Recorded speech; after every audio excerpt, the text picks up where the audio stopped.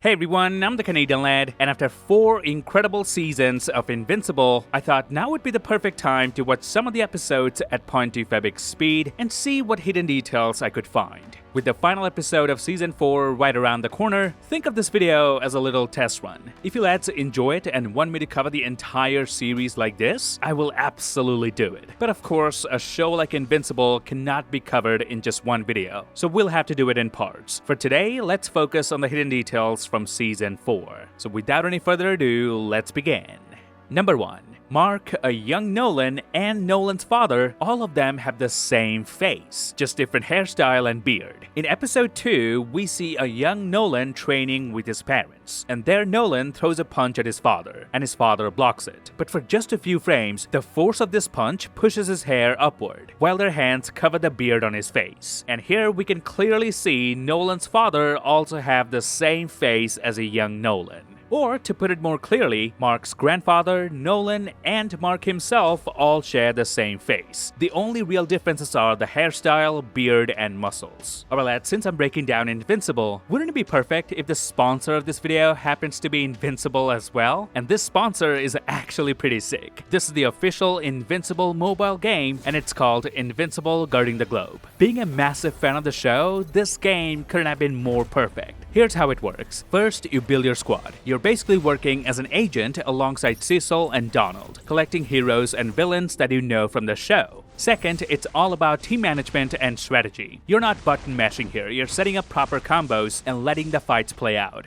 Third, it's got these action-packed, properly brutal battles. Like, not kidding, it actually captures that invincible chaos really well. And the best part is, it's super casual. You can hop in for short sessions, do your thing and bounce. Way more convenient than I expected. I mean, the game doesn't throw a bunch of tasks at you, you play at your own pace. There's also an original storyline that follows the TV show timeline, and new heroes and villains drop as they appear in episodes, which is genuinely one of my favorite things right now. With Season 4, they've added Cecil's nightmare simulations, which basically recreate massive battles from the show. Plus, characters like dinosaurs and Space Racer are already in, with more coming. So perhaps Thragg is next maybe? Now lads, if you download the game using my link in description, you'll get Omni-Man and Conquest for free, which is honestly kind of crazy. So download Invincible Guarding the Globe now and claim Omni-Man plus Conquest for free. Alright, now let's get back to the video. Number 2. We know that most of the Viltrumites who lost their lives in the Scourge virus, their corpses were thrown out of the planet, which then got captured by Viltrum's gravity into orbit, therefore forming a ring around it. Basically like Saturn, except instead of ice and rock, it's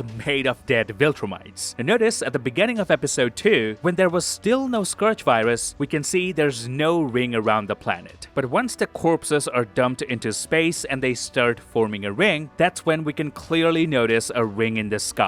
This is some great attention to detail. Number 3. After so many years of watching the show, I just realized the blue or yellow design in the middle of Mark's suit is actually a lowercase I for Invincible. Number 4. When Invincible punches Thragg in the face, Thragg doesn't even move an inch. Now, in terms of our laws of physics, this shouldn't be possible. Even someone like Superman would probably be pushed back at least a little bit from a punch like that. But here, Thragg doesn't move at all. So how does this happen? Well, to understand that, we need to go all the way back to Season 1, Episode 1.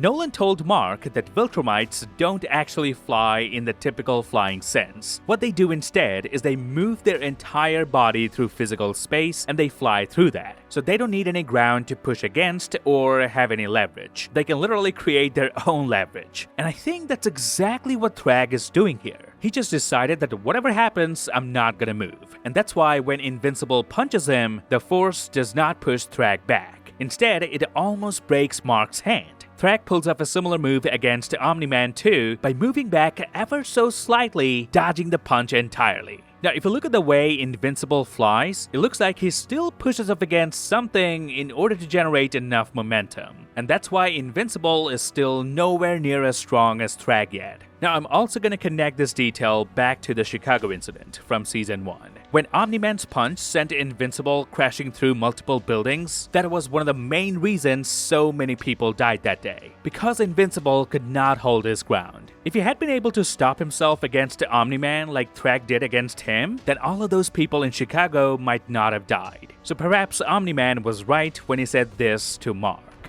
How could you do this? That was your fault. Number 5. Thragg lands 2 absolutely monstrous punches on Omni-Man. The first one sends Omni-Man from space straight down into Viltrum like a meteor. Then Thragg punches him back into space again, almost like a reverse meteor. But there's some interesting hidden details here that really show us just how terrifying Thragg's power scale is. Here we see Thragg pulling his fist back, and the air around his fist starts swirling around. The air pressure is so intense that Omni-Man actually gets pulled out of position. He starts getting dragged toward Thragg's fist. Now, a lot of people might think this happens because Thragg pulled his fist back so fast that he created a vacuum, which then sucked Omni-Man toward him. But for that to be true, Thragg's pullback speed would have to be almost as fast as the speed of light. So I think something else is happening here. I think this is connected to the way Viltrumites fly. Let me explain what I mean by that. We already know Viltrumites can create leverage out of nothing. We can literally push off anything. We can create our own leverage. So yes, Thragg is definitely pulling his fist back extremely fast. I'm not denying that, but I don't think speed alone is creating this force. I think Thragg is using his fist the same way Viltrumites use their bodies while flying. He's creating leverage with his fist, anchoring himself in place, and then pushing with his feet against that self-created leverage. So instead of Thragg moving backward, the air around his fist gets pulled in. That is why we see the air spiraling around his hand. And the reason I don't think this is just a speed effect is because if it was purely about speed, his fist should probably ignite from the friction or heat, but that does not happen. So I believe this is actually a learned Viltrumite technique.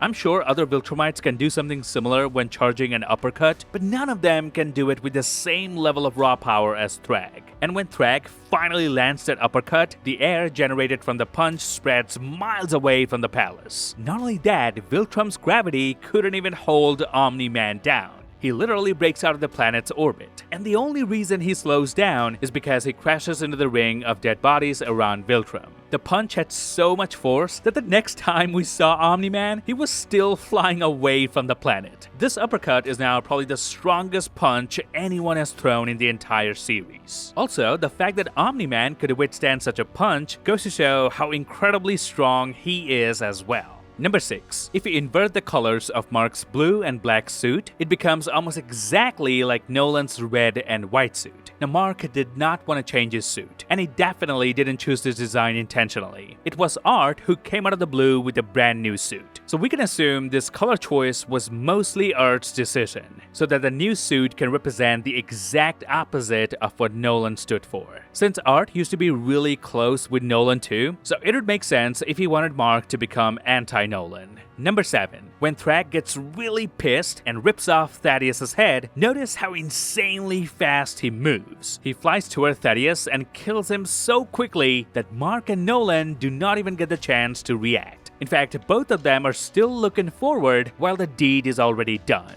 This tiny detail shows us just how incredibly fast Thragg really is. Number 8. In the same scene, notice for a split second, Mark's face actually turns into Paul's face. Now, I'm pretty sure this is just an animation error, or this could be a deliberate Easter egg for us crazy fans out there. Number 9. The Chicago Massacre is one of the most horrifying events in the show, where thousands of people were killed during Omni-Man's fight with Invincible. And this event later gave us an entire Powerplex episode in Season 3, Episode 6. But notice, Powerplex actually remembers the events of that day a bit differently than it actually happened. In his memory, Invincible is being carried away in Omni-Man's arms. But if you go back to Season 1, Episode 8 and watch the whole thing again, Invincible was not in Omni-Man's arms. He was over Omni-Man's shoulder. And later, when Powerplex watches the subway footage from his desk, he sees Omni-Man holding Invincible by the head into an oncoming train. And this immediately shakes him, because in his mind, Invincible is just as responsible as Omni-Man. But the footage shows otherwise. It shows that Mark was not a willing participant in whatever happened. Now, the reason Powerplex remembers things differently is because his grief has distorted his memory. His trauma has blinded him to both the past and the present. So when he's finally confronted with the truth through that security footage, it upsets him because it conflicts with the version of events that he has built in his own mind. Number 10.